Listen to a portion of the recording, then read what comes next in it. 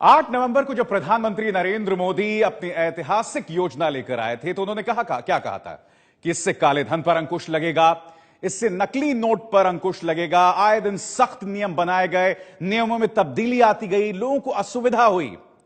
लेकिन अब कई चीजें सामने उभर कर आ रही हैं। नोटों की बदमाश कंपनी की जो दास्तानें हम आपको दिखाने जा रहे हैं उसे देखकर आप हैरत में पड़ जाएंगे कि इन बदमाशों में किन का नाम है। तमिलनाडु के सेलम में बीजेपी के एक नेता काला धंधा कर रहा था, वो भी नोटों का। चौंकिए मत। उसी तरह से पंजाब के मोहाली में बेहद पढ़े लिखे भाई बहन नकली नोट छाप रहे थे और भुवनेश्वर राजधानी में टॉयलेट में पुराने नोट फ्लश कर दिए गए। जी हां, इनकी कहानियां विस्तार से बताएंगे, लेकिन सबसे ताजा खबर यह है, क्या आई है वो देखते हैं। बेंगलुरु में इनकम टैक्स छापे में 4 करोड़ 70 लाख के नए नोट्स मिले हैं। नए नोट मतलब 2-2 हजार वाले नए नोट, 235 नई गड्डियां मिली हैं। कर्नाटक के हाईवे विभाग के चीफ प्रोटेक्ट ऑफिसर और 3 कॉन्ट्रैक्टर्स के ठिकानों से इनकम टैक्स ने इतनी बड़ी रकम बरामद की है। सवाल यह उठता है कि जब बैंकों में नए नोटों की इतनी बड़ी किल्लत है तो कैसे इस तरह की बरामदगी हो रही है। और जनता परेशान हो रही है लाइनों में लगकर। तो बीजेपी का नेता जेवीआर अरुण कुमार तो नोटबंदी का सबसे बड़ा समर्थक था। प्रधानमंत्री के समर्थन में उन्होंने कसीदे पढ़ दिए थे। लेकिन जो मामला सामने उभर कर आया है वो शर्मिंदा करने वाला है।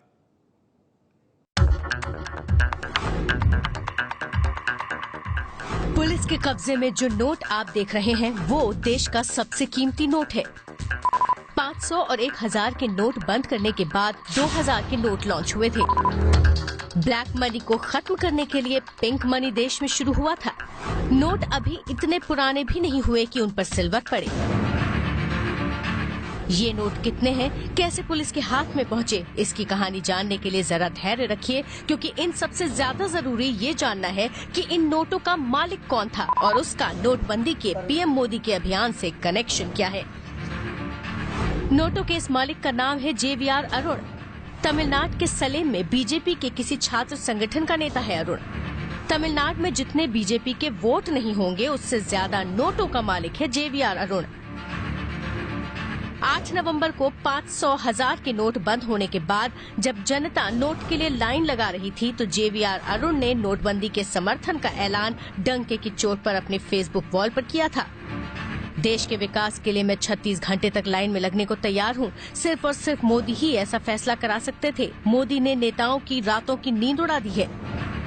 घर में छापा मारने के बाद इनकम टैक्स टीम ने जिस कमरे में उससे पूछताछ की, उस कमरे के अंदर अरुण ने पीएम मोदी की फोटो और बाहर दीनदयाल उपाध्याय की फोटो लगाई हुई थी। सुनिए जरा बीजेपी के इस नौजवान नेता के पास से कितने नोट बरामद हुए और उसकी वैल्यू कितनी होगी। अरुण के पास से मिले 2-2 हजार के 926 नोट, जिनकी कीमत होती है 18,52,000 रूपए। 1530 नोट 100 के मिले, जिसकी कीमत होती है 1,53,000 रूपए। 1000 नोट मिले 50 रूपए के, जिसकी कीमत होती है 50,000।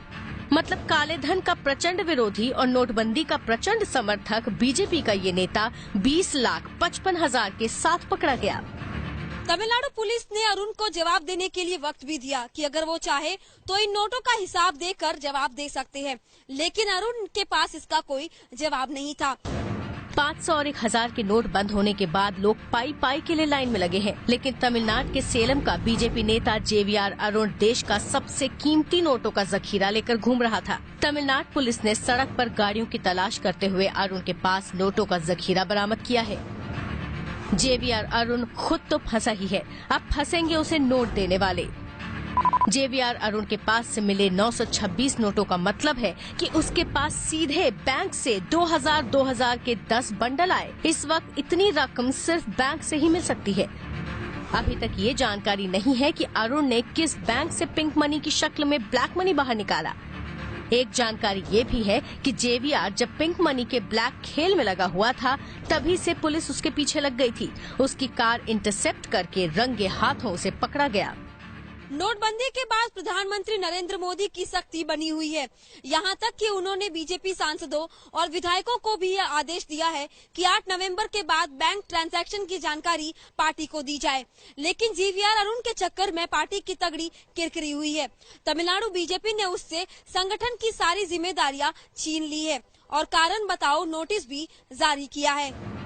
नोटबंदी के बाद नोटों को लेकर बीजेपी की किरकिरी का ये पहला मामला नहीं है। 17 नवंबर को महाराष्ट्र के सोलापुर के लोक मंगल समूह की एक कार से 91,50,000 के नोट मिले थे, जो महाराष्ट्र के मंत्री सुभाष देशमुख के निकले। चेन्नई से पिंकी राजपुरोहित की रिपोर्ट। 3 मकसद थे ना नोटबंदी के: काला धन पर अंकुश, आतंकवाद पर अंकुश और तीसरा नकली नोटों पर अंकुश। अब काला धन को लेकर सरकार एमनेस्टी स्कीम लेकर आ चुकी है, मगर नकली नोटों को लेकर क्या हो रहा है? मोहाली से जो दास्तान हम आपको दिखाने वाले हैं, उसे देखने के बाद ये जो तीसरी कड़ी है इस नोटबंदी की, वो भी बिखरती नजर आएगी आपको।